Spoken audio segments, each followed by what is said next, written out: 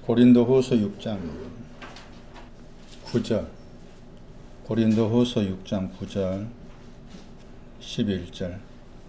무명한 자 같으나 유명한 자요, 죽는 자 같으나 보라 우리가 살고, 징계를 받는 자 같으나 죽임을 당하지 아니요, 근심하는 자 같으나 항상 기뻐하고, 가난한 자 같으나 많은 사람을 부유하게 하고, 아무것도 없는 자 같으나 모든 것을 가진 자로다.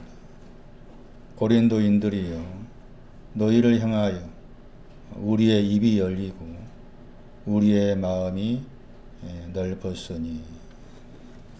제가 종종 드린 말씀이지만 성경 말씀 안에서 우리라는 인칭 대명사가 나왔을 때, 또 너라고 했을 때 어떤 특정한 사람을 가리켜서 하신 말이지, 일반적인 모든 사람에 해당된 우리나 너가 아니다.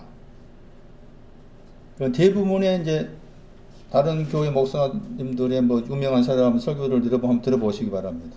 어떤 사람 유명한지 모르겠지만 들어보시면은 곧바로 그 구절의 내용을 적용시키죠. 이번 새 달력에 지금 거기 거기 해놓은 거 첫 번째가 뭐예요, 저게?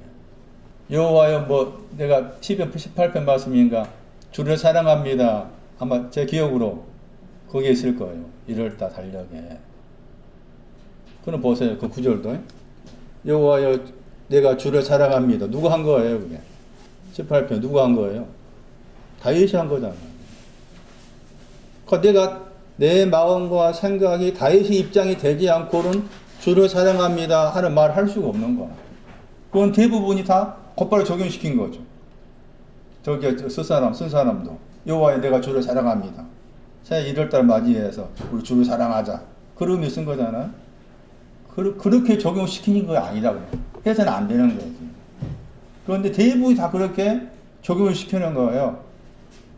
그게 성경을 잘못 보는 중요한 이유 가운데 하나입니다. 내가 다윗의 마음이 되어 있지 않고 어떻게 주를 사랑합니까? 내가 아무리 주를 사랑합니다 수없이 고백한다 할지라도 주님과 나는 상관이 없어. 그런 것처럼 고린도후서 말씀에서 1인지 복수인 우리는 1장 1절에서 바울과 디모데입니다. 근데 내가 바울과 디모데가 되지 않고는 6장 9절 이하, 오늘 설교할 6장 9절 이하 말씀을 내 마음에서 접목이 안 되는. 그래서 어쩔 수 없이 뭐 이제 우리 식대로 새해 이제 첫 주니까 설교를 뭐 할까 하다가 이 구절을 선택한 거예요. 금년에는 여러분도 저도 바울과 디모데가 우리입니다. 1인지 복수. 우리가 말하는 바울과 디모데가 말하는 이런 신앙의 의미를 한번 찾아가 보자. 무명한 자가 돼야 되고, 번역된 다음에 유명한 자가 돼야 되고, 이런 식으로 성경 어느 곳을 보든 그런 1인칭 복수라든지 또 이제 잠시 후에 설명드릴 로마서 말씀에서 2인칭 단수인 너가 나오는데, 그 너 할 때, 우리 할 때 그 대상이 누구냐를 살펴야 된다. 아무렇게 적용시키면 안 된다. 아무렇게 적용했을 때는 그 성경을 완전히 곡해하는 것이다. 곡해.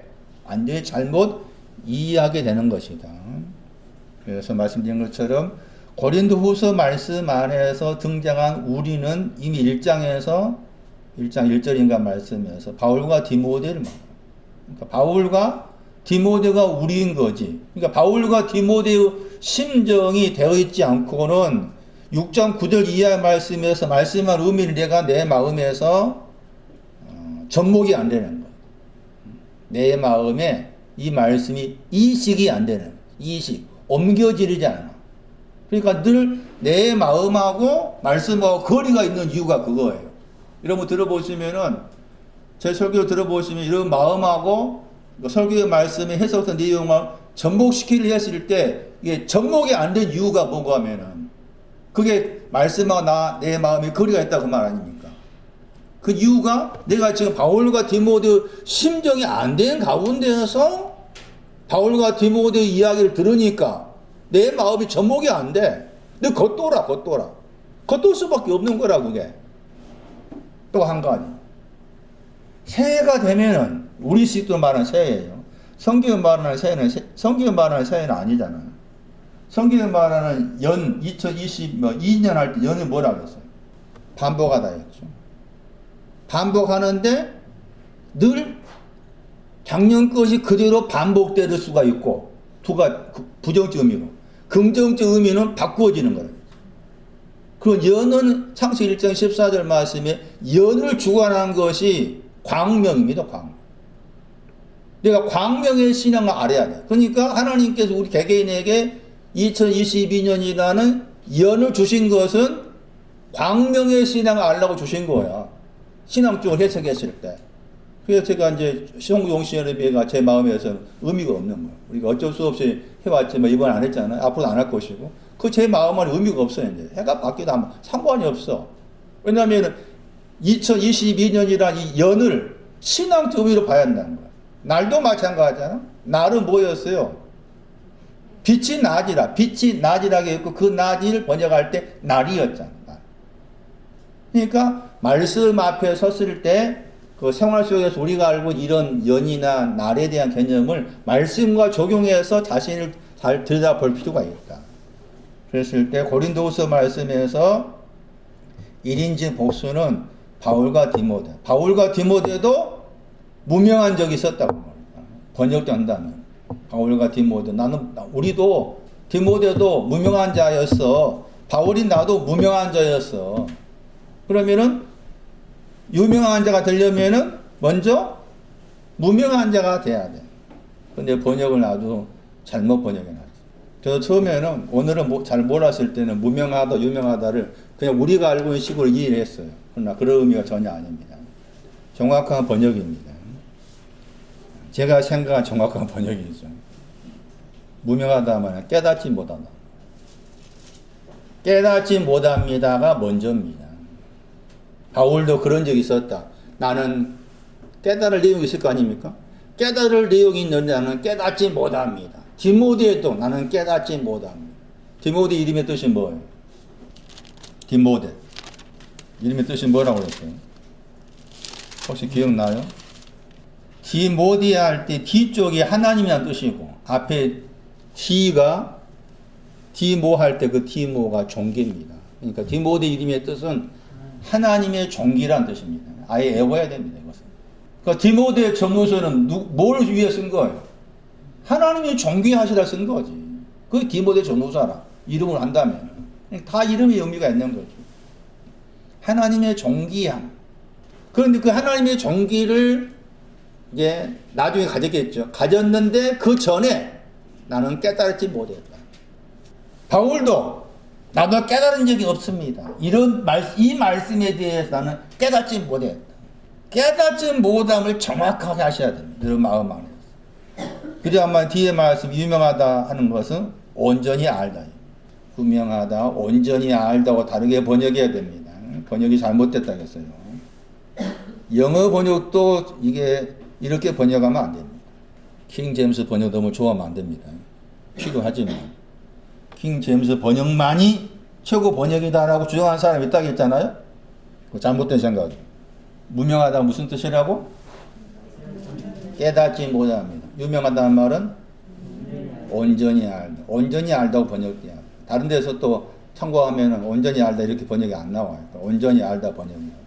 근데 온전히 아는 내용이 있을 거 아닙니까? 온전히 아는 내용이 있기 전에 나는 깨닫지 못합니다 해야 됩니다. 이 말씀에 대해서 이 내용에 대해서 깨닫지 못합니다. 참 무슨 말인지 모르겠다. 깨닫나 말.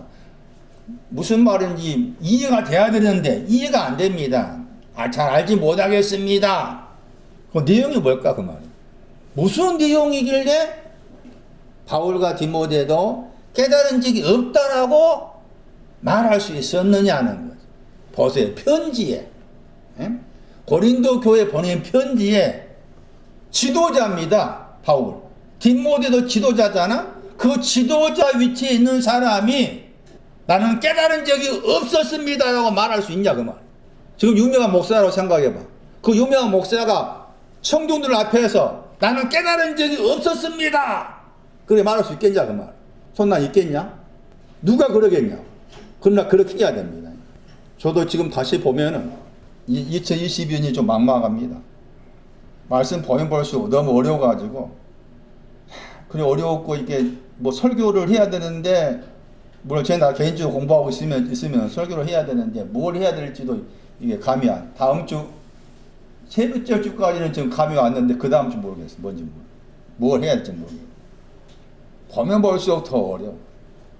이제는 제가 좀 지쳐가지고 도망가고 싶어졌는데 이제 좀 설교 그만하고 편하게 자유롭게 그냥 제가 공부하고 싶을 때 공부하고 그런 생각이 많이 들어.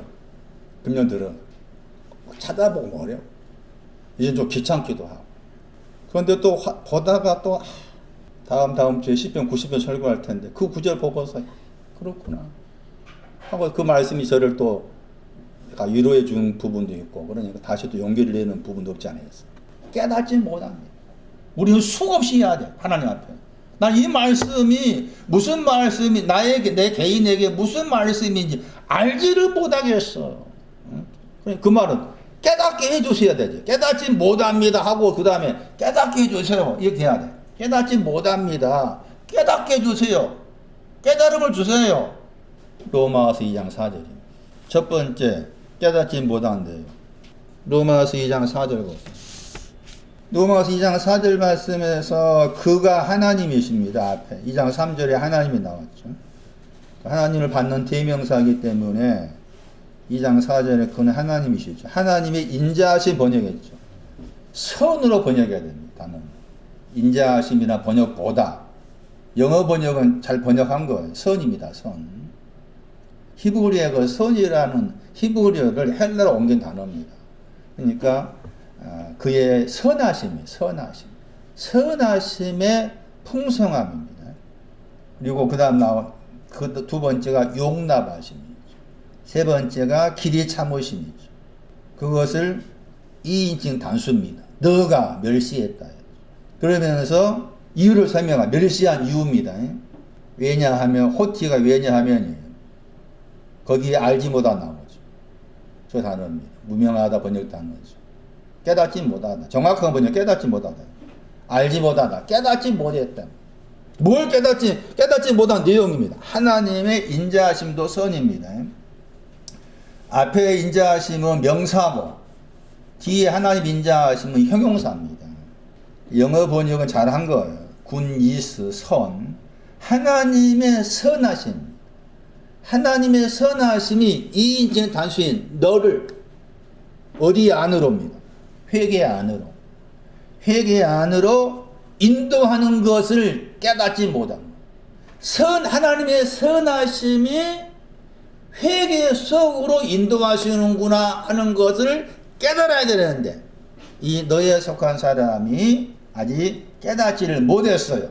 그래서 거의 의문문이죠. 2장 4절은 의문문입니다. 너를 인도하여 회개 안으로 인도하는 것이 아니냐. 그런 의문문이죠. 그래서 2장 5절 이하도 이제 2장 4절을 계속 연결해서 하신 말씀이에요. 그런데 거기에서 이제 중요한 단어가 너입니다. 너한테 한 말입니다. 아무나한테 한 말이 아닙니다. 너에게 한 말입니다. 그 너가 2장 1절입니다. 사람. 2장 1절 보세요. 사람한테 한 말입니다. 사람이 너입니다. 사람이 너. 그 사람한테 한 말이 2장 1절에 사람한테 한 말.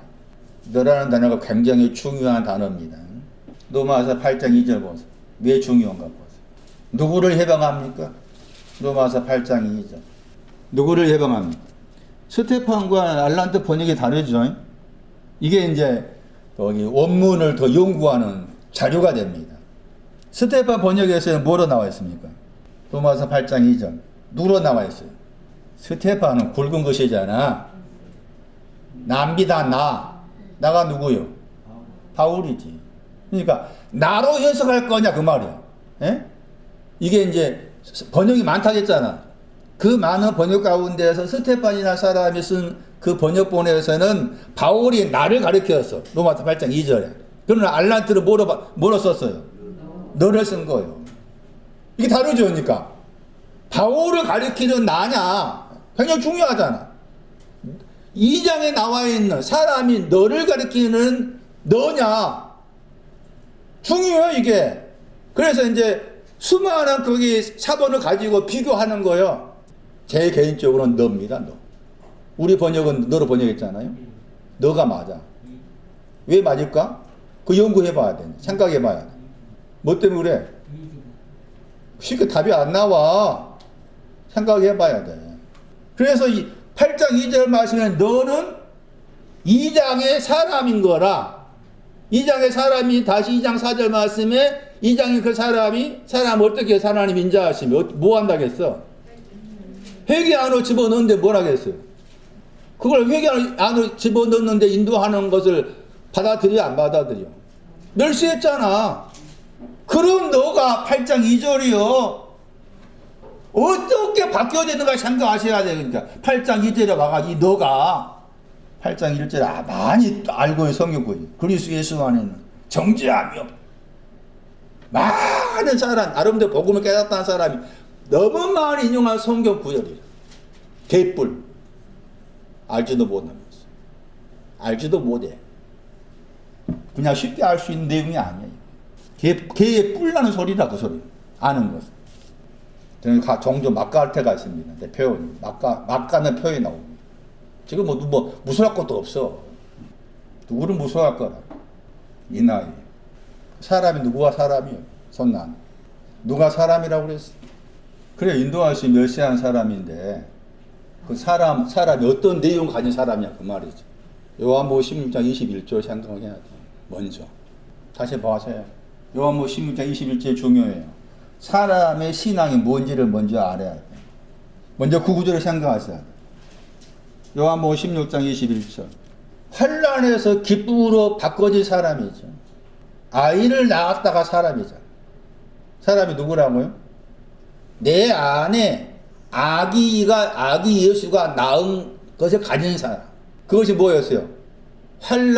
고통 환난이라겠죠. 환난을 기쁨으로 바꾼 거지.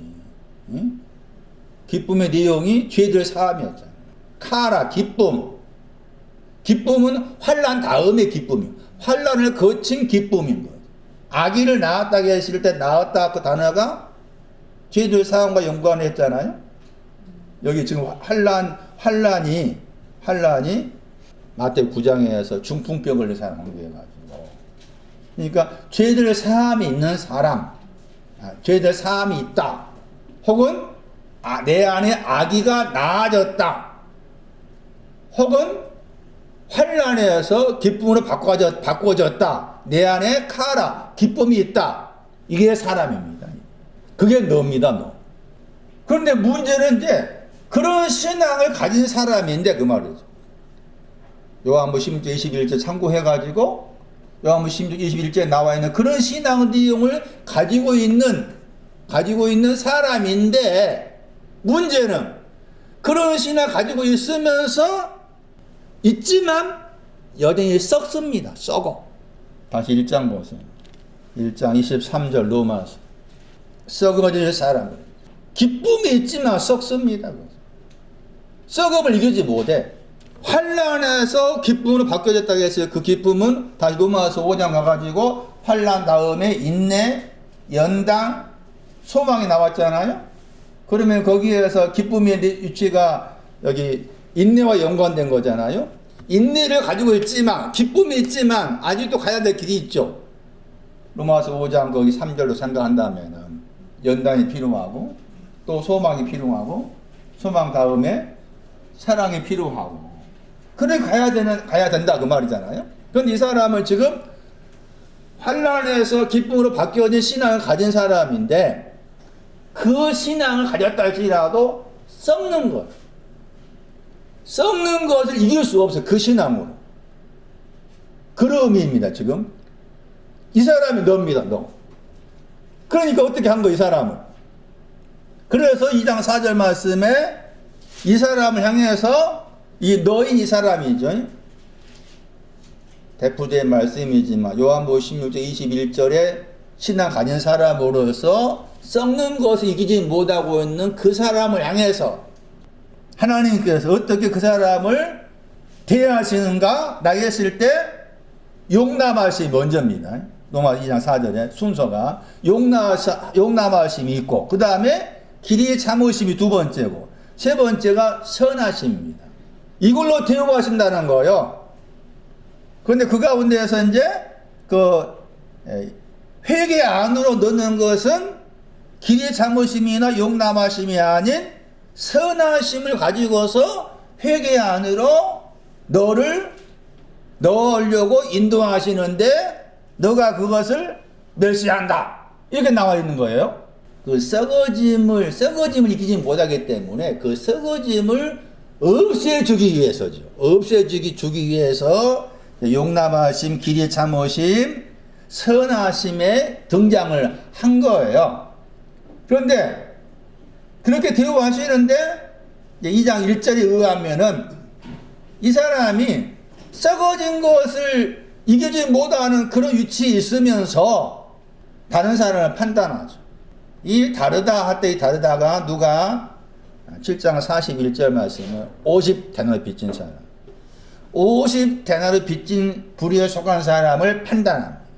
판단하는데 50데나리 빚진 사람을 판단한다고 하면 50돈 빚졌구나 거기에 대해서 판단을 하고 나름대로 심판을 하는데 자기도 또 똑같이 행하는 그런 50데나리 빚진 행동에 있다 그 말이죠. 그것이 2장 1절에서 같은 일을 행하다 하죠. 같은 일을 행하다 할 때 그 단어가 반복해서 행한단 말이에요. 행하다 단어가 거기 두 번 나옵니다. 2장 3절 보세요. 앞에 행하다가 나오고 뒤에 행하다가 나오죠. 대부분이 많이 등장한 행하다는 뒤쪽입니다. 포이에요. 앞에 있는 단어의 행하다는 프라소입니다.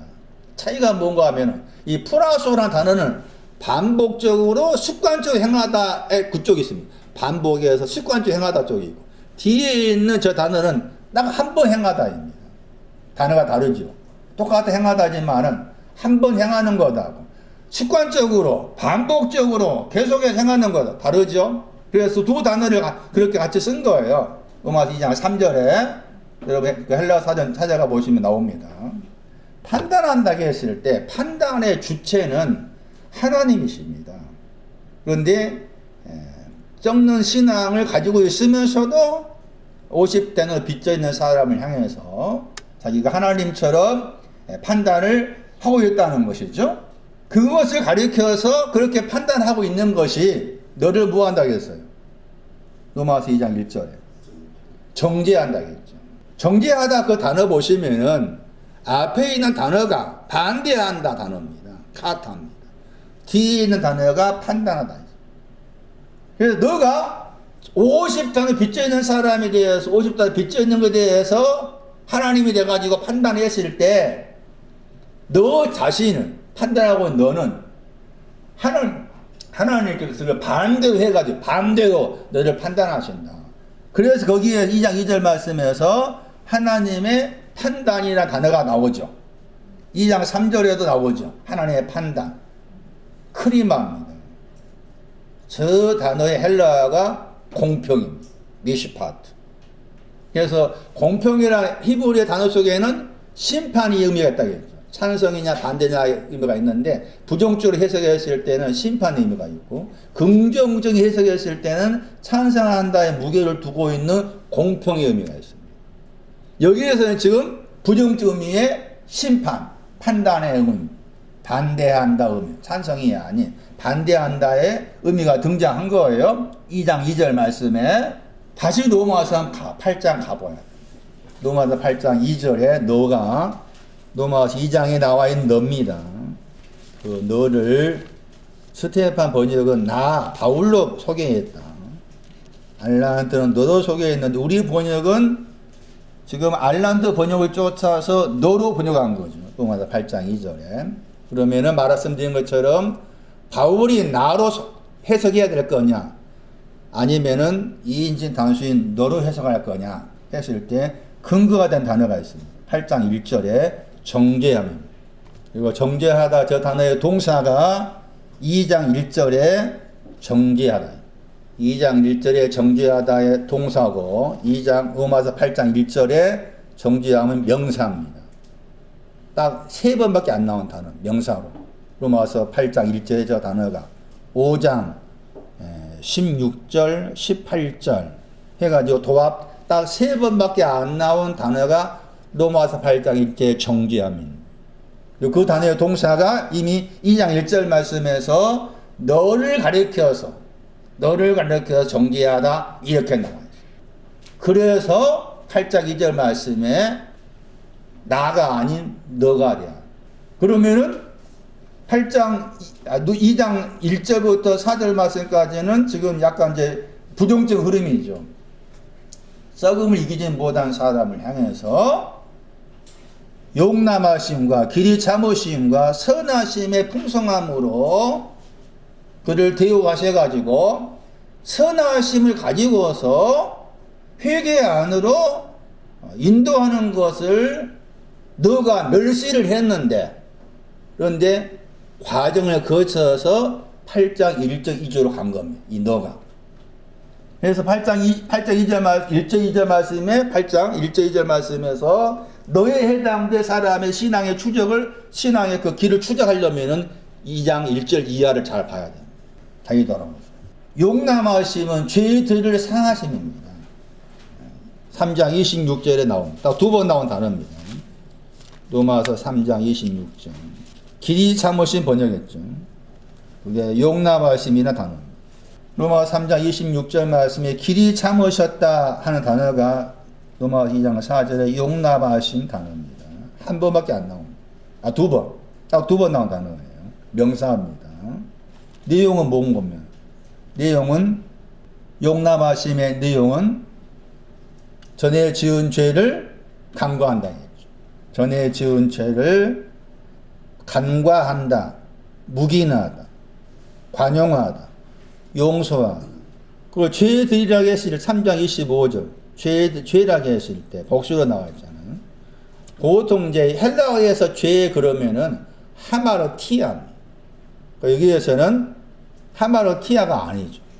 하마르테마 4번밖에 안 나온 단어. 왜 이 단어 썼을까? 하마르티아가 아닌 하마르테마를 썼을까 했을 때 이 하마르테마도 하마르티아라는 죄와 히브리어로서 같습니다. 히브리어라면 이게 하타하트입니다.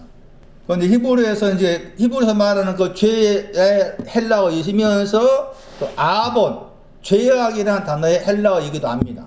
그런데 바울이 이 단어를 쓴 것은 고전 6장 18절에 이 단어의 해석이 나옵니다. 고전 6장 18절에 죄들을 간과했다고 했을 때 그게 길이 참으십니다. 너에 대한 로마 2장에서 그 너가 지금 썩음을 이기지 못하고 있는 가운데 있는 너에 대한 죄들을 간과했다 했을 때 그 죄들의 내용이 고전 6장 18절입니다. 고전 6장 18절 말씀에서 이 죄들이라는 단어가 4번밖에 안 나온 단어입니다. 딱 4번밖에 안 나와요. 그런데 바울 서신에서 2번 나오고 마가복음에서 2번 나오는데 바울 서신이니까 바울이 쓴 다른 서신을 참고했을 때 고전 6장 18절 말씀에 모든 죄할 때 그 단어입니다. 음행을 피하라 한 다음 모든 죄가 나오죠. 그러면서 거기 모든 죄와 관련된 내용이 있습니다. 몸 바깥에를 말합니다. 그리고 그 사람입니다. 사람. 기쁨을 가진 사람. 아기가 태어난 신화 가진 사람이 몸 바깥에 범하는 것이 죄입니다. 죄의 내용이 구체적으로. 몸 바깥입니다. 몸 바깥이라고 했을 때 이 몸을 이해하기가 어렵습니다. 그런데 이 바깥이라는 단어가 나와 있는 구절을 참고하면 몸 바깥이라고 했을 때 몸 바깥이 지금 로마서 그 3장에 25절 말씀에 관용과 관계된 죄인데 그 내용이 몸 바깥이라고 해서 몸 바깥에서 범하는 죄가 무엇일까요? 기쁨이 있는 사람인데 그게 마태 23장 26절. 그 마태 23장 26절 말씀에 몸 바깥은 자네 바깥을 말합니다. 자네 바깥. 그 바깥이란 말이 또 안쪽이 있겠죠. 안쪽이 자네 안이 있고 그 구절에 마태복음 23장 26절 말씀에 자네 안쪽이 있고 자네 바깥인데 자네 바깥에서 범하는 죄를 용서했다 하는 것이 관용입니다. 안쪽과 바깥이라고 했을 때 바깥쪽은 나은 안쪽에 있습니다. 나은 안쪽에 있습니다. 안쪽은 집과 관계되잖아요. 그런 구별도 약간 할 필요가 있습니다. 어쨌든 로마서 2장 4절 말씀에서 너의 말씀드린 것처럼 기쁨을 가진 사람입니다. 그런데 썩음을 이기지 못했어요. 그 사람을 향해서 하나님께서 용납하심 혹은 다르게 보면 관용인데 관용으로 그를 대하셨다고 했을 때 그가 가지고 있는 바깥의 죄를 용서하는 것을 말합니다. 그 다음에 그걸로 끝난 것이 아닙니다. 바깥의 죄를 용서했다 할지라도 그 다음에 로마서 2장 4절 말씀에 길이 참으심이 나옵니다. 이 길이 참으심이나 이 단어에는 시편 2편 12절 말씀에 단어가 들어있습니다. 시편 2편 12절 말씀 보시면은 길이 참으셨단 말이 무슨 내용이냐? 항상 단어들 말씀은 구체적입니다. 정확하고 구체적입니다. 우리 식대로 해석하면 안 됩니다. 길이 참으셨다는 건 우리 식대로 해석하면 안 돼요. 시편 2편 12절에 진노란 단어. 저 단어가 들어있어요. 길이 참으신 거. 그러니까 진노하심에 대해서 참고 있단 말입니다. 입 맞추지 않으니까. 그랬죠? 시편 2편 주결하겠죠. 시편 2편 12편 굉장히 중요한 구절이다. 보호자를 상속받는 상속자이신 예수 그리스도께 입 맞춰야 되는데 입 맞추지 않는 것이 하나님의 진노입니다. 하나님의 진노. 그런데 그 진노하심을 참고 있는 것. 이게 길이 참으십니다. 진노하심을 참고 있어요.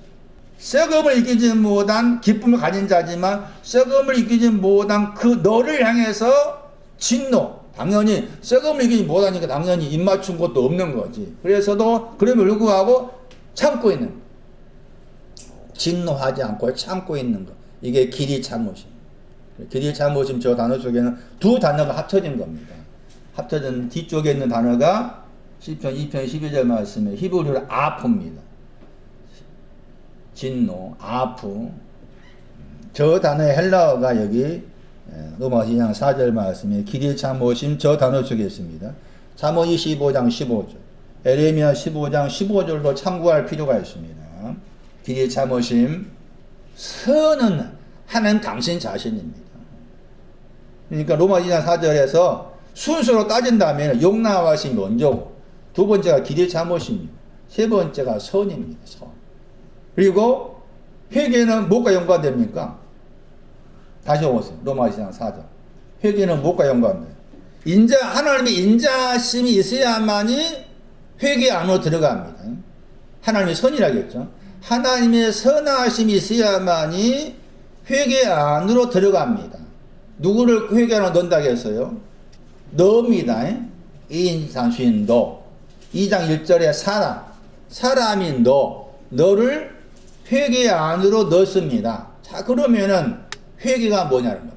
이 구절에서 회개가 뭐냐는 겁니다. 우리 보호서 말씀 보시면은 주께서 회개하라. 천국이 뭐 한다고 했어요? 가깝다고 했죠. 자, 다시 한번. 로마서 2장 4절에 의하면 회개는 내가 할 수 있는 겁니까? 할 수 없는 거? 한민은. 내가 회개할 수 있는가? 나는 회개할 수 없습니다. 다시는 기도 가면 안 됩니다. 이제. 가서 회개하자 해서 막 소리치고 하면 안 돼요. 그 회개가 아니에요. 회개는 내가 할 수 없습니다. 왜 할 수 없을까요? 회개는 단어 자체부터 생각해요. 회개가 뭐였어요? 나중에 깨달은 거죠. 그 깨닫는 걸 내가 할 수 있냐 그 말이죠. 안 됩니다. 당신의 선하심이 나를 비춰줘야 됩니다. 내가 깨달을 수 없어. 그러니까 지금 첫 번째 무명하다가 뭐였어요? 깨닫지 못하겠죠. 깨닫지 못합니다가 먼저지. 바울도 그랬어. 디모데도 깨닫지 못했어. 깨닫지 못한 게 이 구절이라. 이 구절. 바울이 쓴 이 구절이라. 하나님의 선하심이 나중에 깨닫게 하시는데 인도하셔가지고 그걸 아직도 그것이 뭔지 모르겠다 그거지. 바울이 로마서를 향해 썼을 때는 이렇게 썼지만 이거 깨닫지 못하다 저 단어를 접했을 때 고린도후서 6장을 썼을 때는 로마서 말씀 신학적 따졌을 때 순서가 고린도후서가 먼저겠잖아요. 깨닫지 못한 때가 있어가지고 그 다음에 깨달은 때가 왔기 때문에 이제 로마 2장에서 너를 향해서 이 단어를 사용한 거잖아요. 그러니까 나중에 깨닫다고 했을 나중에 깨닫는 거 내가 알 수 없는 겁니다. 그리고 깨닫다는 저 단어가 메타노이아잖아요. 노이아라는 저 단어가 누스에서 왔습니다. 누스, 노에오 이게 다 깨닫다의 그 줄기입니다. 줄기, 큰 줄기. 그러니까 깨닫는 거 내가 할 수 없어요. 선하심이 다르게 표현하면 선하심이 혹은 성령께서 이런 표현을 사용하십니다. 성령께서 깨닫게 해주셔야 돼요. 자, 그러면 보세요. 헬라어 히브리어를 신학대학원에서 신학교에서 그 신약학을 전공한 신학 교수가 가르칩니다. 구약학을 전공한 구약 교수가 히브리어 가르칩니다. 그 사람들은 헬라어 히브리어 읽습니다. 그 사람들은 헬라어 히브리어를 읽고 해석할 수 있으니까 깨달을 수 있겠습니까? 못 깨달습니다. 깨달을 수 없습니다. 헬라어 히브리어 읽는다고 해서 깨달은 건 아니에요. 가르쳐 주셔야 돼요. 그럼 내가 할 수 있는지는 바울처럼 나는 깨달을 수 없습니다 해야 됩니다. 깨닫지 못하겠습니다. 지금 이 구절로 말했지만 다른 말씀이 있을 거 아니겠습니까? 나는 저 말씀에 대해서 무슨 말인지 깨닫지 못하겠습니다 해야 돼. 그러면서 씨름해야 된다. 내 마음에서. 깨닫지 못한 내용이 있으면은 그 내용 가지고 계속 씨름을 해야 돼. 씨름해서 그 깨닫지 못한 것이 내 마음에서 벗겨질 때까지 계속 씨름이야. 깨닫게 해주셔라. 여러분 마음 안에서 나름대로 말씀이 여러분 마음 안에 부딪혀 왔을 때 부딪혀온 그 말씀은 나를 향해서 이 내용을 깨닫게 해줄 것에 대한 사인이겠죠. 그러니까 나는 그거에 대해서 반응이 있어야 됩니다. 이 말씀을 깨닫게 해주세요. 깨닫지 못하니까 깨닫게 해주세요. 여기에서 회개는 구원으로 가기 위한 회개입니다. 그리고 깨달음의 내용이 뭐겠습니까? 선하심이 인도하셔가지고 회개함 넣었다고 했잖아요. 그 깨달음의 내용이 뭐겠습니까? 2장 4절에 의하면 깨달음의 내용이 용납하심이겠습니까? 길에 잡으시겠습니까? 말이 안 나가네. 선하심이겠습니까? 뭐겠습니까? 선입니다. 선. 하나님의 선. 선하신 하나님 내가 하나 되었다입니다. 멸시하다 단어가 뭔가 하면은 반대로 생각한다 단어입니다. 멸시하다가 카타가 붙었잖아요. 카타가 붙으면 대부분 반대입니다. 반대 더하기 뒤인 단어가 생각하다입니다. 반대로 생각하다. 그런데 생각하다 했을 때 그 생각하다가 빌립보 2장 2절 말씀에 토hen입니다. hen. 하나됨. 하나님의 선은 하나됨입니다. 그럼 왜 가신지? 왜 하나님의 선하심이 너를 향해서 그렇게 깨달음을 주고자 하시는데 왜 이 사람이 그것을 반대로 생각했느냐? 멸시했느냐? 반대로 생각했느냐? 2장 5절입니다. 고집이 있습니다. 누가 고집이 있어요? 너가 고집이 있습니다. 자, 고집이 있어야 되는가 안 있어야 되는가? 고집 없으면 바보지. 고집이 있어야 돼. 무슨 고집이 있어야 돼? 생활에 고집이 있어야 돼. 더불어서 신앙적 고집도 있어야 돼, 안 있어야 돼? 있어야 됩니다. 이 사람처럼. 고집이 있어야 돼. 무슨 고집이겠습니까? 너가 가진 고집. 나 이래봬도 뭐 한 거예요, 지금? 그렇지. 나 이래봬도 기쁨 가진 자야. 가라. 이겁니다. 나 이래봬도 환난에서 기쁨 가진 자야.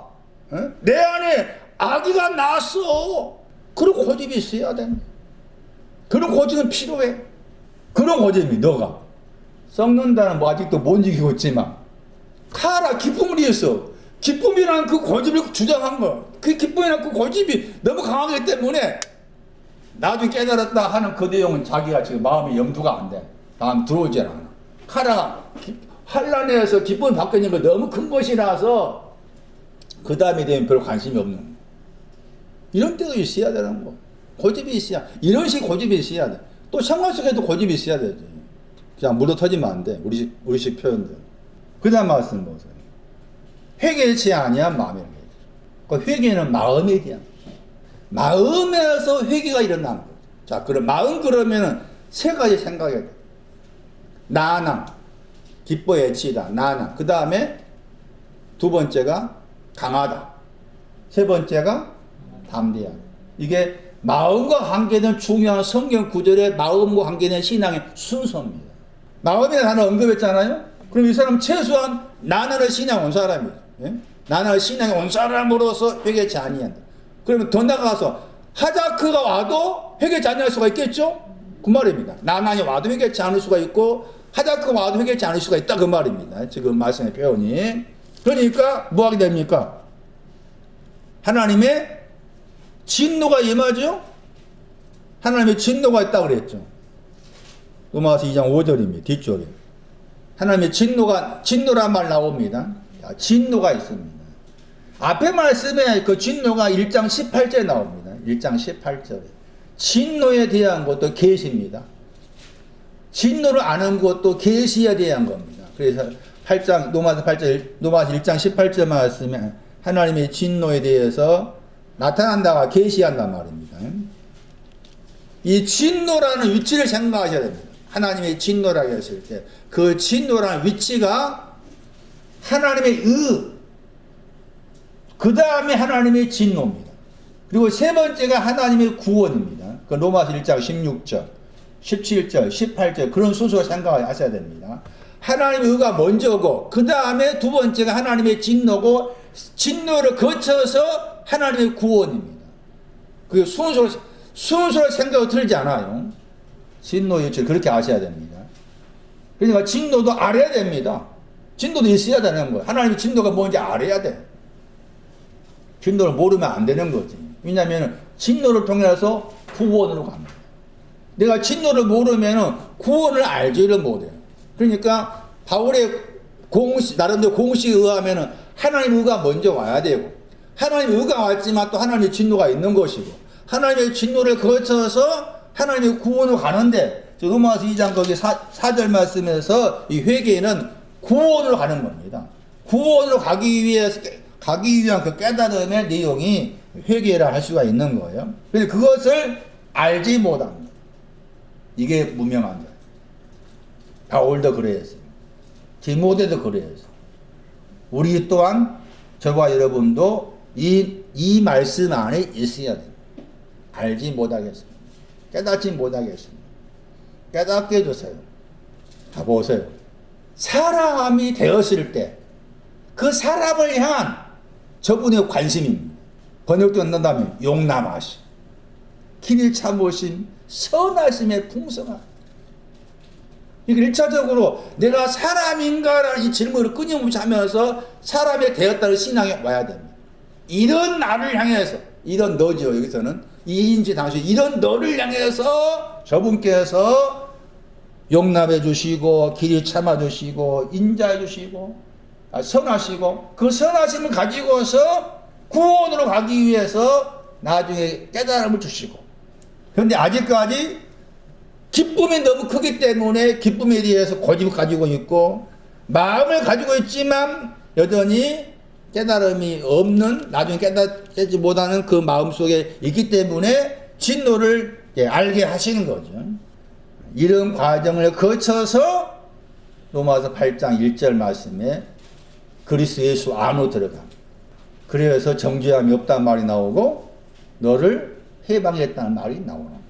그러니까 로마서 8장 2절 말씀에 해방했다 하는 그 너는 2장 1절부터 시작해가지고 사실은 2장 1절부터 시작해서 길게 잡으면은 2장 최소한 2장 거기 9절까지 봐야 됩니다. 2장 9절까지가 로마서 2장 1절부터 2장 9절까지가 너와 관계된 내용으로 볼 필요가 있습니다. 왜냐하면은 그 2장 거기 8절 말씀에 노와 분이 나오잖아요.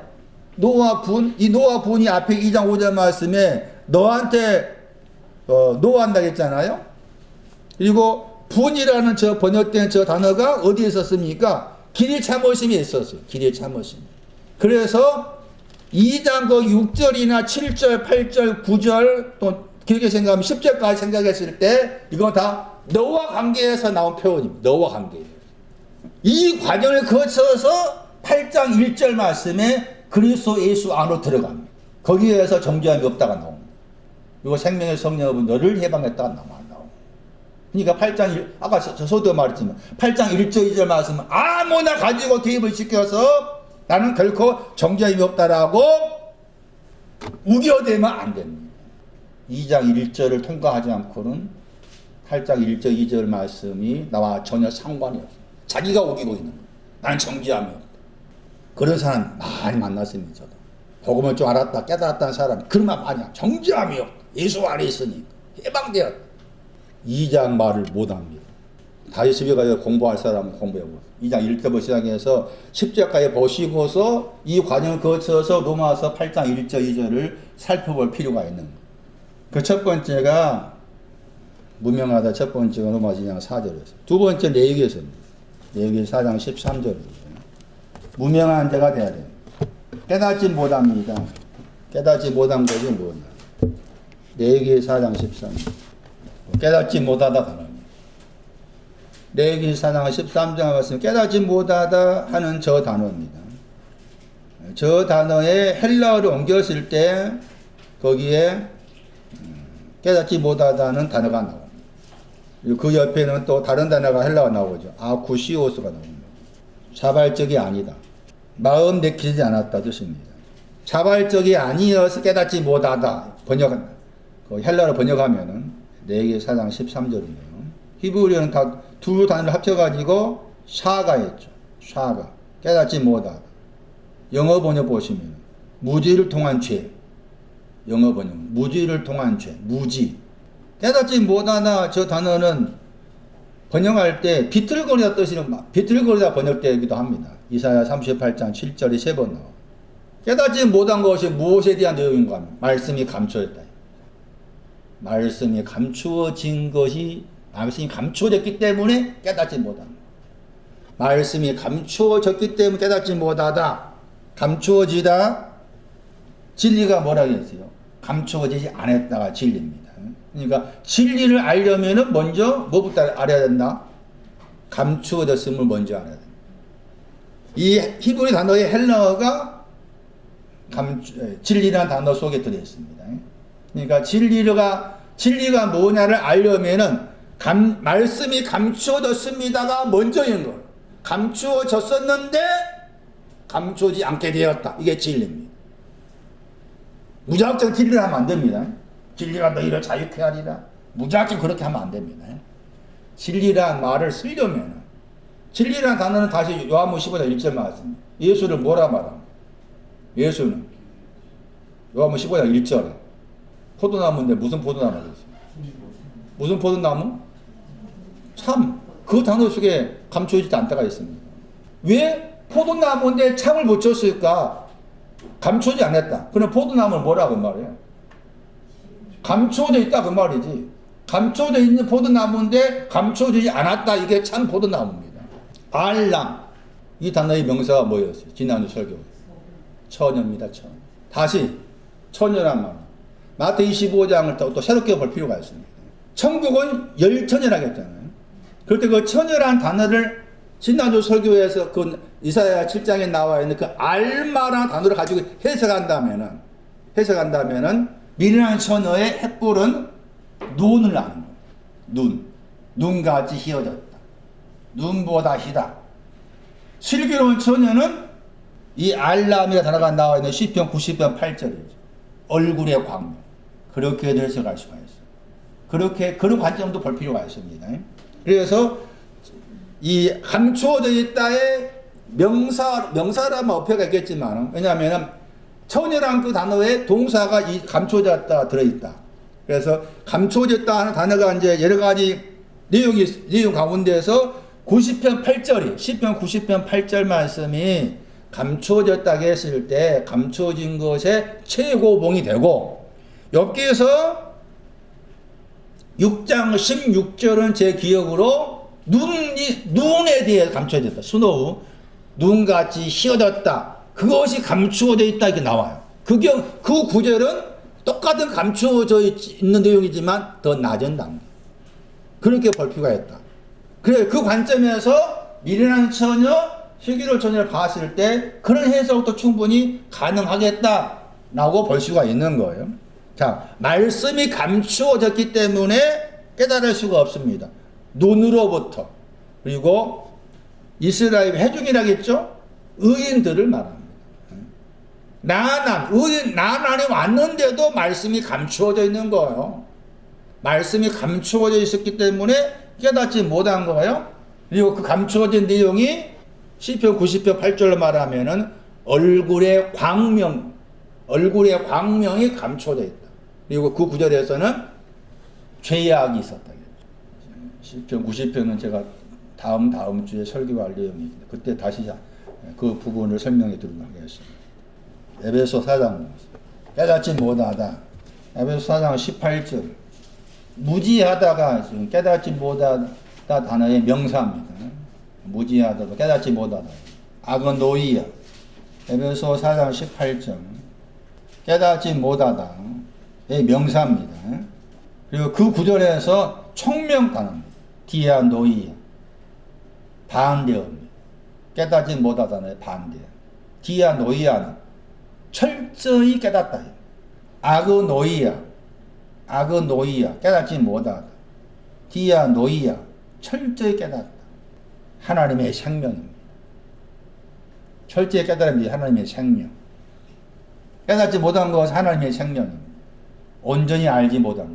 온전히 아는 것이 하나님의 생명이죠. 온전히 아는 것이 하나님의 생명. 하나됨, 추르, 반서, 누와 다 그 뒤에 하나님의 생명입니다. 그러면 깨닫지 못한 것은 에베소서 18절에 의하면 무지하다, 깨닫지 못하다. 깨닫지 못한 이유가 마음이 뭐해서? 굳어졌기 때문에. 마음이 굳어지니까 깨닫지 못한 겁니다.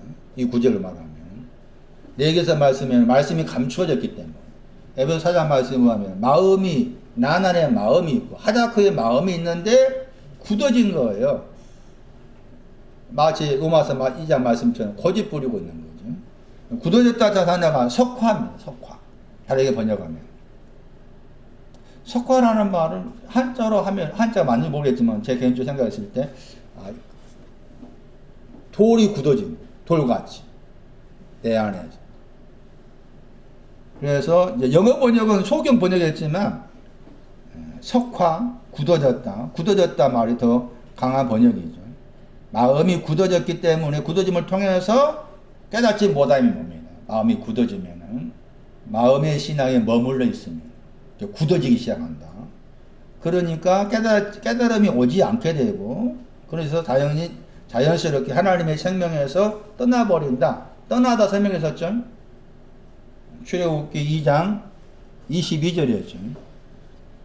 떠나다 하는 그 단어가 가리키는 것이 출애굽기 2장 22절입니다. 출애굽기 2장 22절에 나와 있는 그 신앙이 게르솜이었죠. 게르솜과 관계해서 단어가 나왔잖아요. 떠났다 단어가 게르솜 관계에 나온 단어입니다. 마음이 굳어짐과 관계해서 깨닫지 못하다. 말씀이 감추어졌기 때문에 깨닫지 못하다. 다른 구절 보실래요? 베드로전서 보시면 1장 14절 보세요. 베드로전서 1장 14절. 알지 못하다. 깨닫지 못하다. 너희가 알지 못하다. 깨닫지 못할 때 거기에 욕심이 있습니다. 왜 깨닫지 못하느냐? 욕심과 연관됩니다. 베드로전서 1장 14절. 에베소 4장 말씀은 마음이 석화되었다. 굳어져 있다. 베드로전서 1장 14절은 베드로가 다르게 해석한 것은 깨닫지 못한 이유가 뭐냐? 욕심이 자리 잡았죠. 욕심이 자리를 잡고 있어가지고 깨닫지 못하다.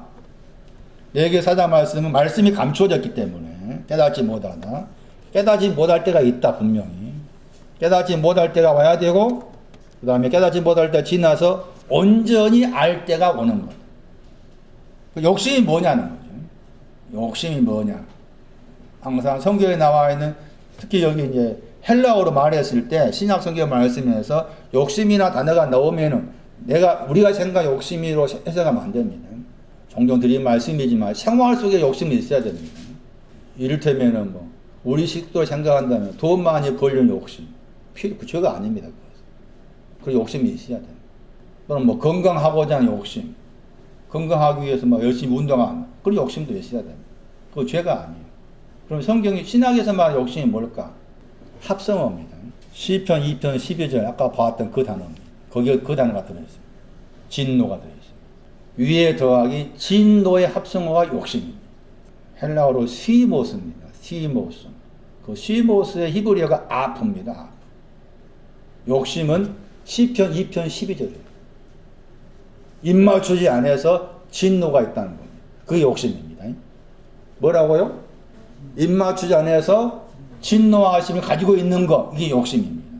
그러니까 생활 속의 욕심은 죄가 전혀 아닙니다. 자식들을 공부시키기 열심히 돈 번다. 죄가 전혀 아니에요. 열심히 벌어야 돼요. 응? 태경을 위해서 열심히 벌고 여담을 위해 열심히 벌어야 되고 등등. 응? 그건 죄가 전혀 아니에요. 그 욕심이랄 것 없어. 이거 내가 이렇게 한 것이 이게 욕심이 죄가 아닐까 할 필요 없어. 단어가 에피가 위라는 말이죠. 첨가 더하기 방금 말한 시모스. 아까 지금 로마 2장 8절에 노와 분할 때 거기 나온 단어예요. 오래 참으심 그 단어가 있다니까. 이게 여기 욕심이라는 단어 속에 오래 참으심이라는 시모스가 있는 거예요. 그러니까 욕심은 이 헬라어로 해석하면은 욕심이 잉태하는데 뭐가 난다겠어요? 그러니까 그게 내가 지금 막 이 돈 벌이 욕심이 잉태하는 죄를 낳다. 그 말이 아니에요. 분노, 진노가 잉태하니까 죄가 나. 그것도 새롭게 볼 필요가 있어요. 집에 가서 찾아봐. 헬라 사전 찾아봐. 헬라 사전 항상 옆에 둬야 돼. 누차 말하지만 옆에 두고 찾아보고 얼마나 이렇게까지 안내했잖아요. 1939번이다. 누가 하겠어? 누가 하겠냐고. 그 수많은 사람이 헬라 히브리어를 그렇게까지 일평생 또 자기 역작으로 써놓으면 숫자까지 다 써가지고 공부하라고 헬라 언어를 공부할 사람을 위해서 이 사람 1800 후반 되는 사람인데 그렇게 연구해 놨어. 그런 책을 활용을 해야지. 어느 교회가 여러분에게 헬라 히브리어 그 사전을 주겠어요. 나와보라고 그래. 그런 교회 있으면 나 거기 가려니까 목사 안 하고. 나와보라고 해 제발. 에? 제발 좀 옆에 놓고 공부할 때 놓고 보라고 찾아보고 에? 찾아보면서 부딪히고 생각해보고 얼마나 중요한 가치요. 그러니까 이 말 나와. 그러고 한 거 계획 주지 말고 진주를 대지 주지 말아라. 가치를 모르는 사람을 주지 말아라 하는 건데 그래서 혹시나 가치를 알까 해서 준 거잖아. 희망 고문 생겨. 희망 고문. 새해 벽두니까 잔소리하는 거야. 쓴소리. 찾아보. 욕심이 뭘까?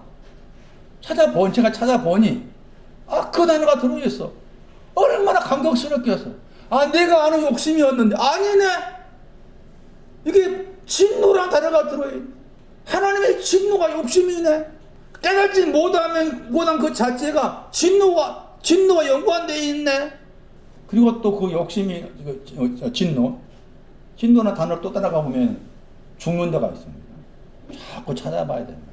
그러니까 금년에는 제발 좀 집에 가셔가지고 1시간이라도 옆에서 설교 들으면서 내가 다 찾을 수 없어. 응?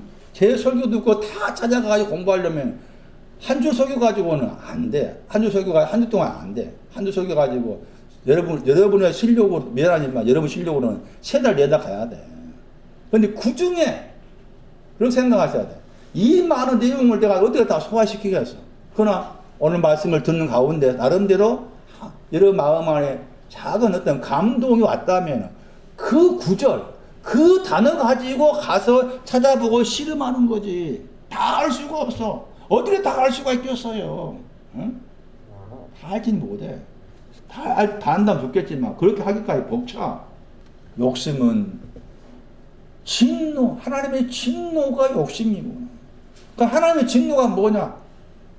상속자한테 입맞추지 않는. 그 말은 내가 아직 내 신앙이 하나님의 후사가 안 돼 있다는. 그런데 그런 진노가 있어도 아까 로마지나 4절 말씀 길 참아주셔. 길게 그것을 단어가 앞에 단어는 길다 하는 단어일 거예요. 거리가 멀다. 진노하시면 거리가 멀게 했어.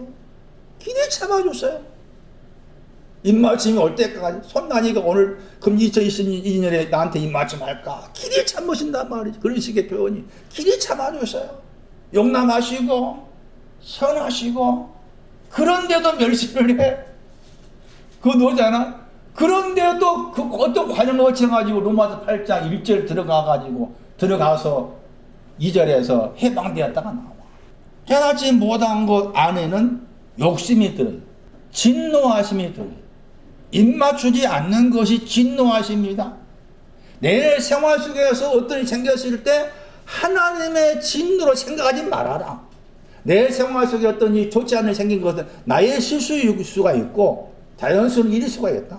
거기에 너무나 어떤 신앙의 의미를 부여하지 말아라. 깨닫지 못한 것을 지나서 온전히 알다가 나옵니다. 온전히 아는 것이 뭔가 보겠습니다. 고전 13장 12절. 고전 13장 12절 보기 고린도후서 1장을 먼저 보겠습니다.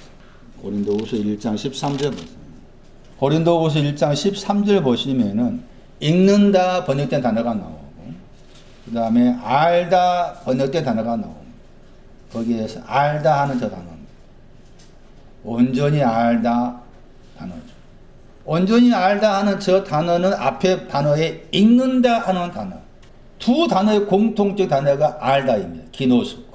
앞에는 아나 기노스코죠. 뒤에는 에피 기노스코죠. 고린도후서 6장 9절에서 우리는 깨닫지 못하였다. 못한 자 같았다. 그리고 온전히 우리는 아는 자가 되었다. 거기를 했을 때 온전히 알다라는 저 에피기노스코라는 단어와 연관해서 아나기노스코가 먼저 있는 거예요. 순서입니다. 따지면 아나기노스코가 먼저입니다. 그래서 아나가 붙었잖아요. 뒤에 기노스코가 알다입니다. 에피 더하기 알다. 그런데 아나가 붙어서 나왔을 때는 아나는 반복해서 알다예요. 근데 그것을 우리 번역으로는 대부분이 읽는다 번역한 거죠. 아나기노스코나 저 단어는 반복해서 압니다. 그러니까 반복해서 아니까 또 약간 다르게 번역하면 확실하게 알다. 반복해서 알고 있으니까 확실하게 알다. 그렇게 이제 해석할 수가 있는 거예요. 그게 읽는다 하는 아나기노스코입니다.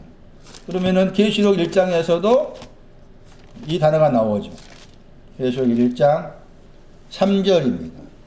예언의 말씀들을 읽는다 그랬죠. 반복해서 알다. 예언의 말씀들을 반복해서 아는 자, 읽는 자. 읽는다. 아나기노스코. 아나기노스코라는 단어를 썼을 때는 말씀드린 것처럼 온전히 알다라는 알다에 오기 전이다. 그렇게 생각하셔야 됩니다. 아나기노스코 온전히 알기 전을 가리켜서 번역을 대부분 읽는다 번역했는데 아나기노스코 반복해서 알다 하는 단어가 먼저 나온 거다. 1장 제13 다시 보시면 거기에서 온전히 알다가 두 번 나옵니다. 고린도후서 1장 13 두 번 나오죠. 온전히 알다는 끝까지입니다. 온전히 아는 끝에 대한 겁니다. 끝까지 온전히 알다.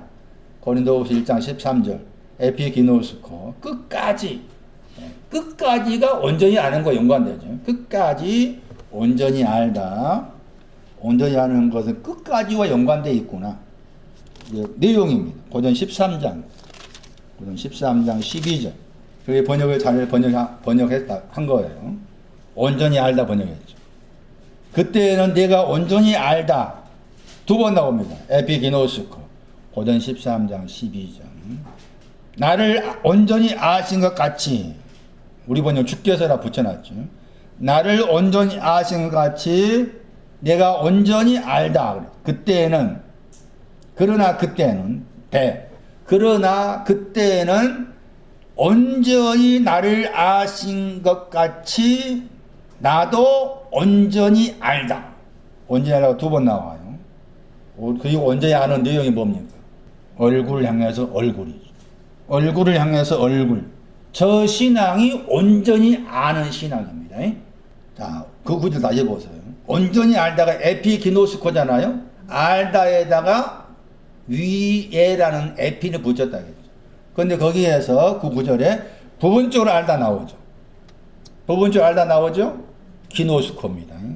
부분적인 거 다 기노스코 관계됩니다. 부분적으로 알다, 기노스코, 부분적이다. 부분적인 것이 뭔가 어린아이입니다. 부분적인 것은 어린아이입니다. 앞에 말씀에서 13장 9절 말씀에도 부분적으로 우리가 알았다고 했어요. 바울도 그렇게 부분적으로 알 때가 있었다고 말. 부분적으로 알 때가 있었다. 기노스코. 부분적으로 예언했다 그랬죠. 그리고 거기에서 온전한 것이 왔을 때는 부분적으로 하던 것에 패했다 그랬죠. 그리고 거기에서 이제 어린아이가 나옵니다. 어린아이 신앙은 다 부분적으로 아는 것과 관계해서 말씀한 거예요. 그런데 그 구절에서 부분적으로 알았다고 했을 때 아는 내용이 앞에 말씀에 우리 번역으로 희미하단 말이 수수께끼, 난제, 난문 그런 단어입니다. 희미하다 번역된 단어가 명사입니다. 명사. 애매함, 수수께끼 그런 뜻을 가진 단어입니다. 희미하다. 근데 그게 이제 거울을 말합니다. 거울. 이제는 거울을 통해서 우리가 본다겠죠. 바울도 거울을 통해서 이제는 봤다겠죠. 이제는 보세요. 아르티. 그리고 이제는 아르티였죠. 찾았어요? 고전 13장 12절. 이제는 다 빼버리고 이제는 거울입니다. 거울을 본다. 거울입니다. 그리고 부분적으로 안다겠죠? 거기도 아르티죠. 그러니까 부분적으로 아는 것은 어린아이고 그것은 또 같은 구절에서 뭔가 하면 거울입니다. 거울. 뒤에 희미하다 말 좀 제껴놓고 어린아이 신앙도 거울이고 부분적으로 아는 것도 거울입니다. 그런데 온전히 아는 것은 얼굴과 얼굴을 통해서 아는 것이죠. 그 말은 이제 뭔가 하면은 거울의 신앙입니다. 거울의 신앙이 있는데 그 거울의 신앙의 반대가 얼굴과 얼굴로 아는 것이. 이게 온전히 아는 것. 이 구절을 잘못 해석하면은 얼굴과 얼굴을 본다 하니까 또 우리식도 이 얼굴을 나의 이 영역의 얼굴을 가지고 하나님의 얼굴이 있다고 생각해. 하나님의 얼굴을 본다. 그러니까 미래시로 생각. 전혀 그런 말이 아니죠. 아까 고린도후서 1장 13절 말씀 언제 하는 거예요? 뭐라고 했어요? 끝까지입니다. 끝에 신앙이 얼굴과 얼굴 봤어요. 자, 누가 얼굴과 얼굴 봤어요? 얼굴과 얼굴 본 사람 누구예요? 기드온, 야곱이었잖아. 거기에 여호와 살롬이 나왔죠. 사사기 6장에서. 여호와 살롬의 신앙이 뭐냐? 얼굴과 얼굴을 본 신앙, 온전히 아는 신앙이 그거라. 근데 그게 얼굴과 얼굴을 보았다의 대칭점에 있는 단어가 거울이요. 여기까지 이해되시는가요? 거울의 신앙이 있다. 그것은 부분적으로 아는 것이고 어린아이다. 온전히 아는 것은 거울과 반대란 말이 아까 엎혀겠지만은 거울에서 더 높이 올라가실 때 얼굴과 얼굴을 본 것이고 얼굴을 향한 것이고 그게 얼굴과 얼굴을 향한 얼굴 이것이 온전히 아는 거다. 그러려면은 거울과 얼굴을 향한 얼굴이었어요. 얼굴을 향한 얼굴이 온전히 아는 신앙인데 온전히 아는 신앙에 있기 전에 부분적으로 아는 것이 거울이었죠. 그러니까 그러면 부분적으로 아는 것이 거울이었고 그게 어린아이였단 말이에요. 그리고 구체적으로 그러면 그게 뭔가에 대해서 말하면서 바울은 거울이라는 용어를 끄집어 온 거예요. 이해되세요? 한민아? 이해되나? 거울은 어린아이예요. 부분적으로 아는 거예요. 아는 거, 기노스코, 거울 쪽에 있어요. 에피기노스코는 온전히 아는 것은 그 얼굴을 향한 얼굴, 하나님의 얼굴을 향한 내 얼굴, 이 얼굴이 아니라겠어요. 그러니까 거울의 뭔지를 알아야만이, 거울의 신앙이 뭔지를 알아야만이 얼굴을 향한 얼굴의 신앙이 뭔지를 알 수가 있는 것인데, 참고로 사사기서 6장에서는 기드온이 얼굴을 봤을 때 하나님 이름을 말했죠. 여호와 샬롬이라고 했죠. 여호와 샬롬의 신앙이 얼굴과 얼굴을 본 신앙이다. 그렇게 먼저 선지가 필요해요. 야고보 창세기 32장 31절이었고 신명기에서 34장 10절 말씀도 얼굴과 얼굴이란 말 나왔어요. 야고보 1장 23절이 거울의 신앙입니다.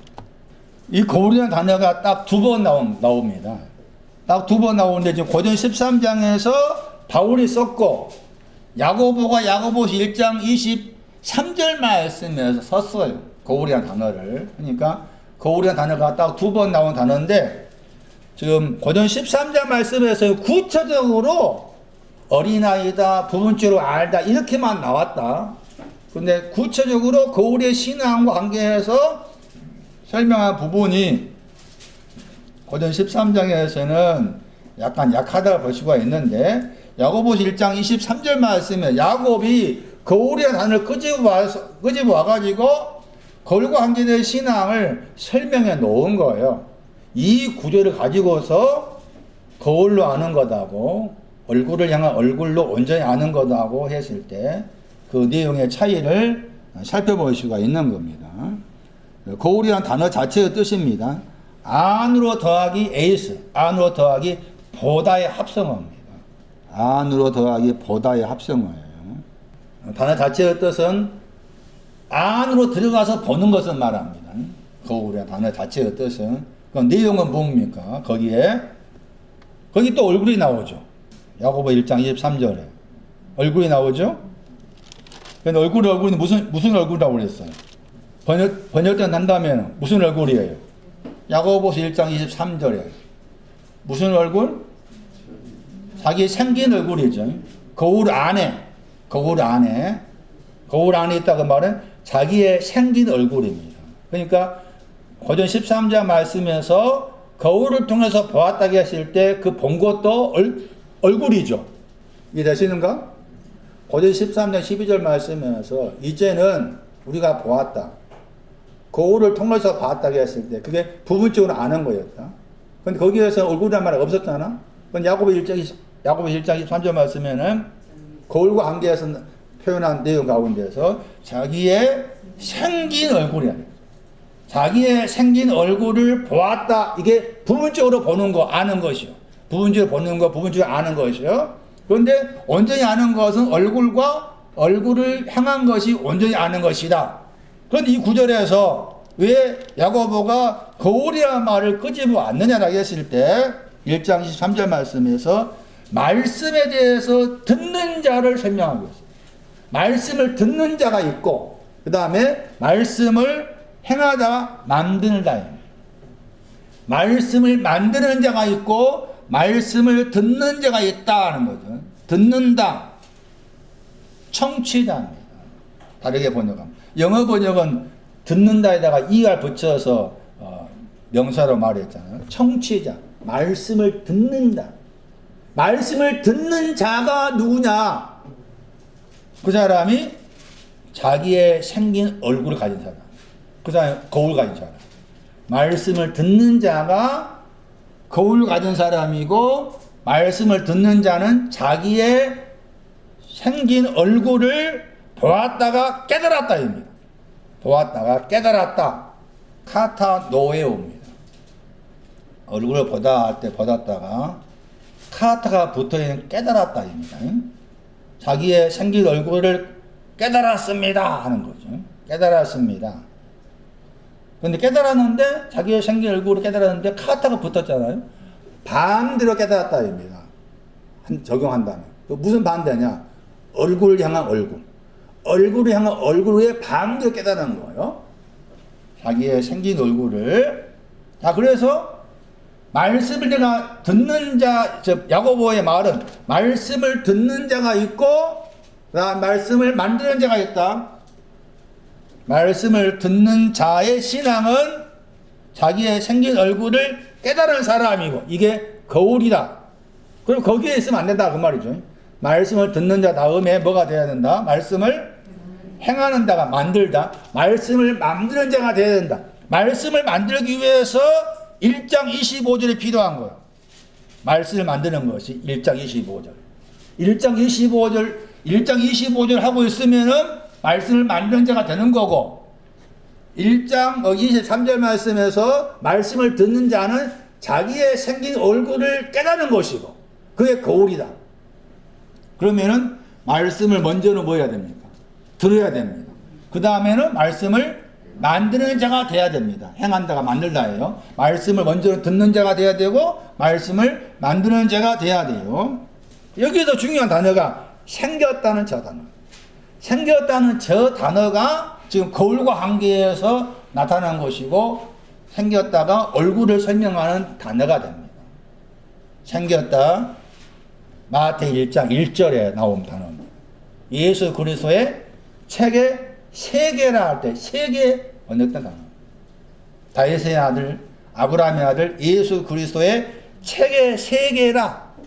그 세계 번역된 단어가 야고보서 1장 23절 말씀에 생겼다 하는 단어. 다시 보세요. 마태복음 1장에 대한 재설명입니다. 정정하는 설명입니다. 제가 전에 몰랐을 때하고 지금하고 좀 정정할 필요가 있습니다. 책이란 말이 있습니다. 원어 성경에. 책의 세계다. 예수 그리스도의 뒤에 아브라함의 아들 다윗의 아들을 빼버리고 생각합시다. 그거 집어넣고 생각을 복잡하니까. 예수 그리스도의 세계의 책이다. 세계 번역했죠. 세계. 그리고 세계의 책이다 하면서 곧바로 그 세계의 책을 설명하기 위해서 1장 2절 말씀부터 시작합니다. 아브라함이 이삭을 뭐 했어요? 이삭을 뭐 하고? 낳았다 했죠. 자, 이삭은 야곱을 뭐 했어요? 그 단어 보세요. 낳았다. 지난주 설명한 무슨 단어입니까? 아기가 낳았다 할 때 그 단어입니다. 예? 아기가 낳았다. 요한복음 16장 21절. 아기가 낳았다. 기쁨, 사랑. 아브라함 누굴 낳았어요? 아브라함 누굴 낳았어요, 여기에? 우리 식도 생각하면 낳았다가 누가 이삭을 낳아야 돼? 사형의 원사. 누가 이삭을 낳아야 돼?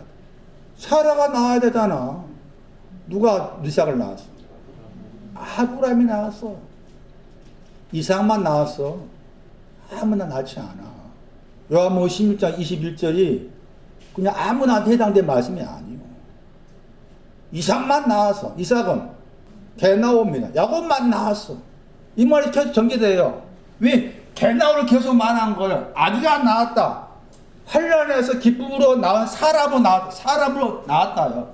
그 사람을 낳기 위해서 아브라함이 힘쓴 거예요.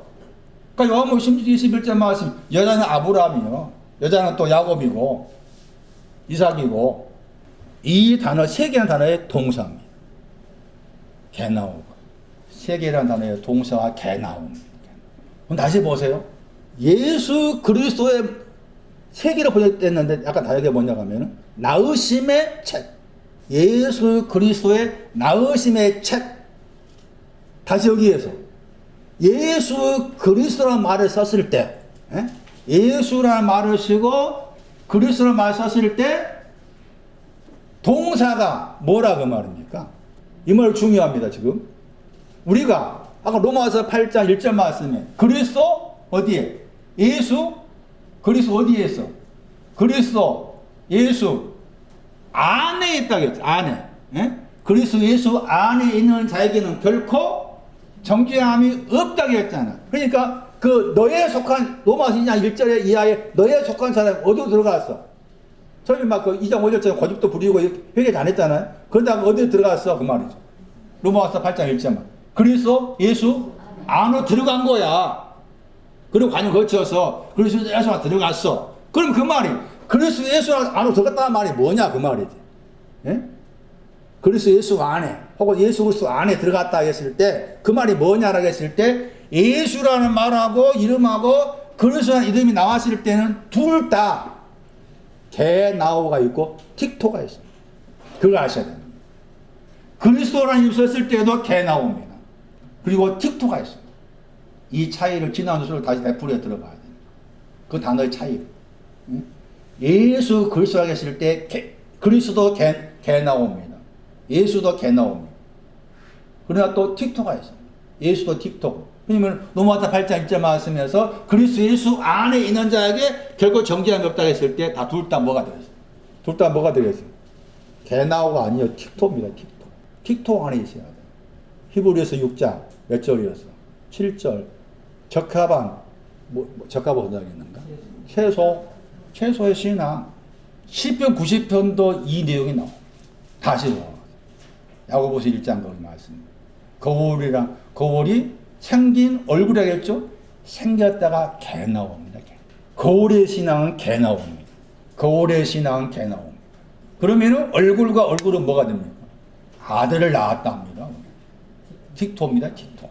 얼굴과 얼굴은 틱토입니다. 아들을 낳았다. 아들을 낳았다. 그리고 그 아기를 낳았다와 아들을 낳았다의 그 동사를 자세히 우리가 생각을 해봐야 됩니다. 복음을 전하다가 뭡니까?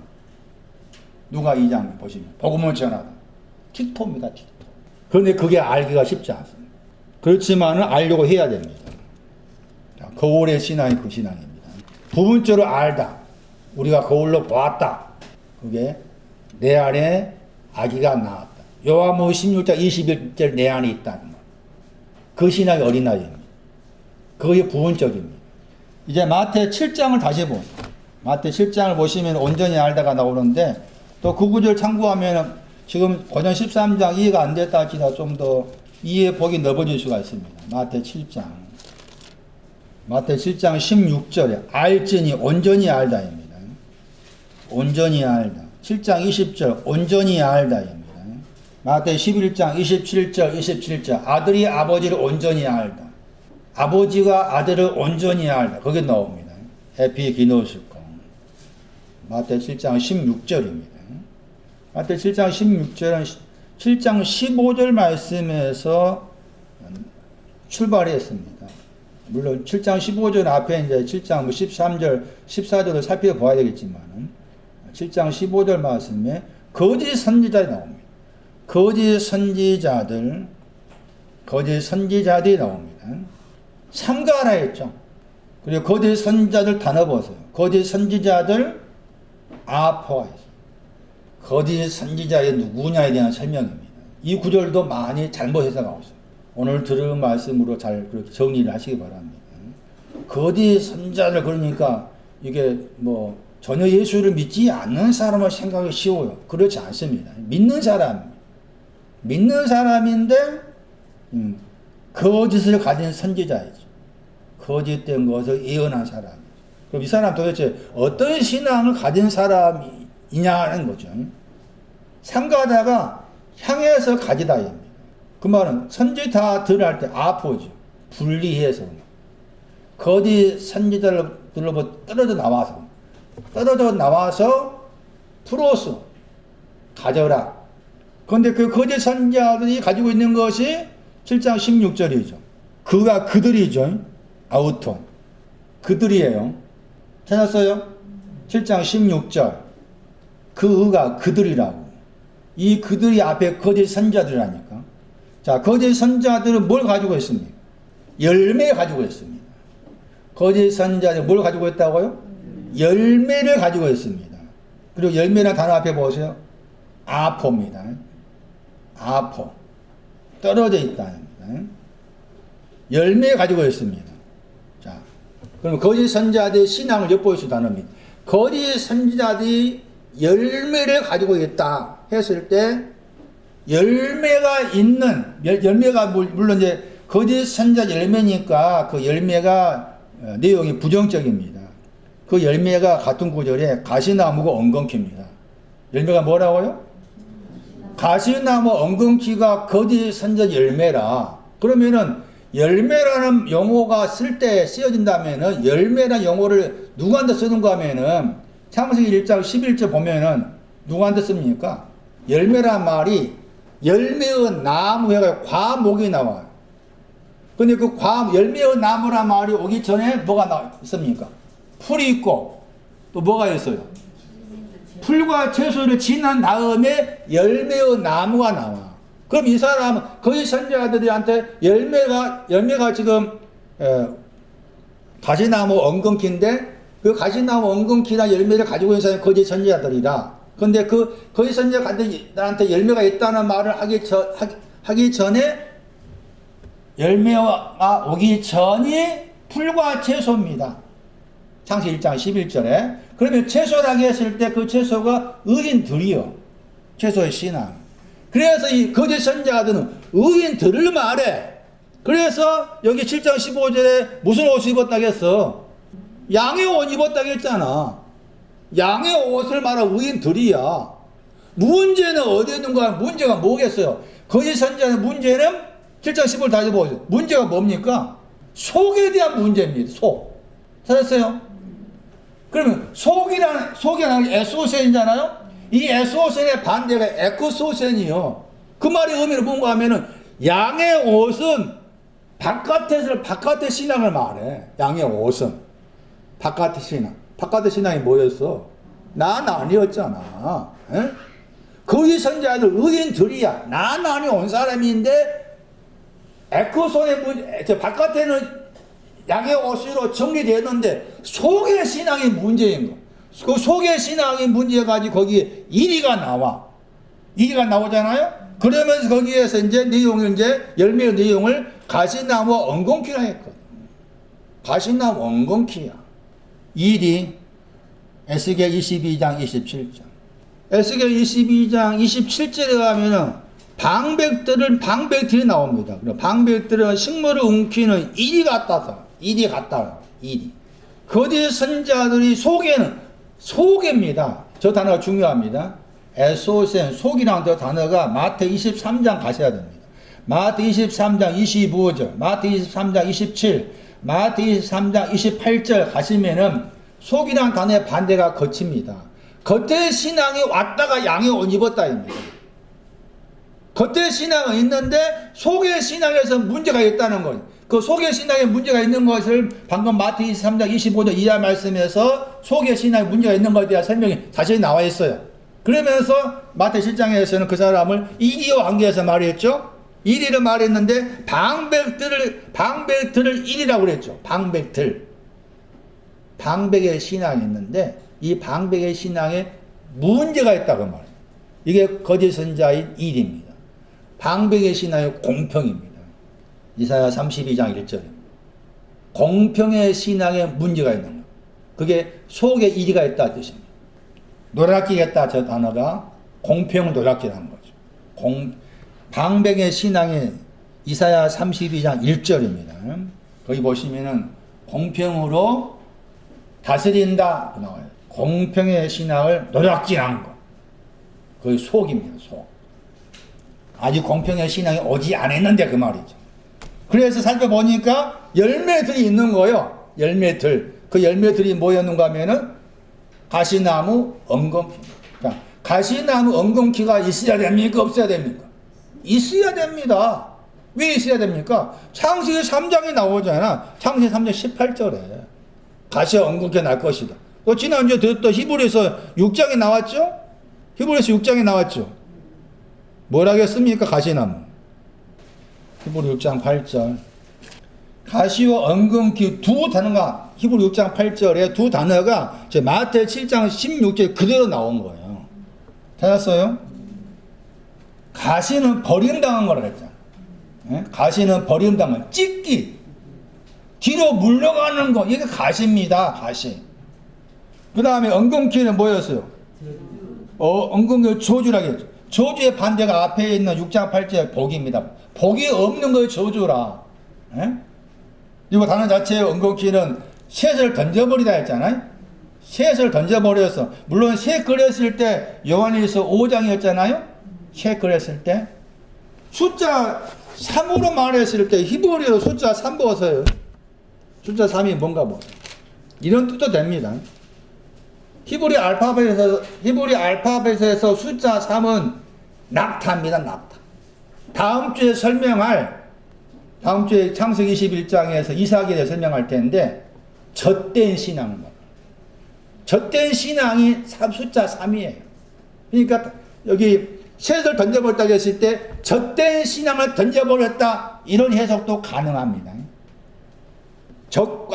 요한일서 5장에 나와 있는 그 영과 그 물과 그 피를 던져버렸다. 젖된 신앙을 던져버렸다. 이게 엉겅퀴입니다. 이게 열매입니다. 열매. 이 사람이 거짓 선자입니다. 그러면 거짓 선자가 될 수 있겠어 없겠어? 되는 되는 거지. 돼야 되지. 어떻게 생각하면 거짓 선자가 돼야 되지. 엉겅퀴와 가시나무 알아야지. 내 안에 가시나무가 있고 엉겅퀴가 있으면 알아야 되잖아요. 거짓 선자는 내 안에 있어야 됩니다.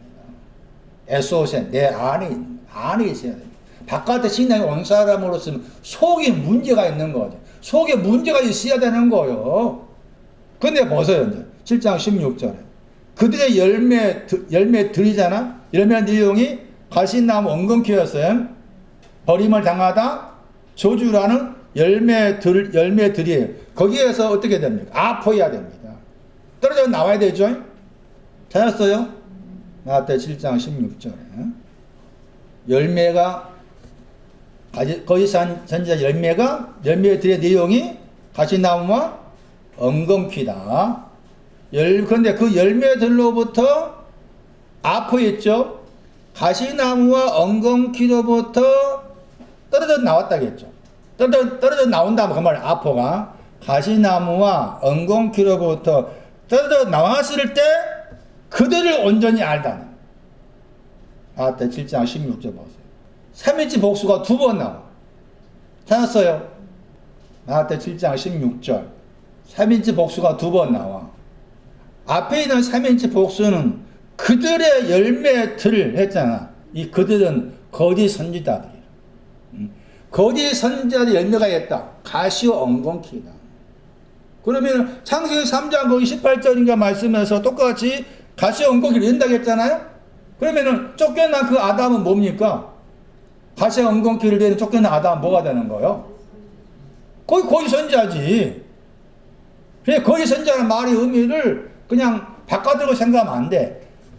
겉에 것에 신앙이 정리했는데 속에 문제가 있는 것을 거짓 선지자라고 그런다. 내 안에도 거짓 선지자가 있어야 된다는 논리인 거지. 가시와 엉겅퀴를 알려면은 이해되시는가요? 그런데 거기에서 어떻게 해야 돼? 계속 가시와 엉겅퀴 내야 되나? 떨어져 나와야 되죠? 떨어져 나오게 한 것이 그 히브리서 6장에서 채소였잖아? 채소로 틱토한 거잖아. 아들로 낳으신 거잖아요. 아들로 낳으신 것이 가시와 엉겅퀴를 제거하기 위한 거잖아요. 근데 거기 말씀에서 뒤에 나와 있는 3인치 복수가 누구냐는 거지. 제 말은. 찾았어요, 다시? 온전히 알다 할 때 그들이잖아요. 자, 그들을 온전히 알다야. 앞에 그들은 누구라고? 거짓 선지자들이요. 뒤에 있는 그들은 그들을 온전히 알다고 했잖아. 그럼 앞에 있는 그들은 거짓 선지자들인데 거짓 선지자 열매가 무화가 아니지. 가시나무 엉겅퀴다. 가시나무 엉겅퀴로부터 떨어져 나와야 돼. 떨어져 나온 누구요? 뒤에 있는 그들은 떨어져 나온 사람이잖아. 그래서 그들을 뭐 한다?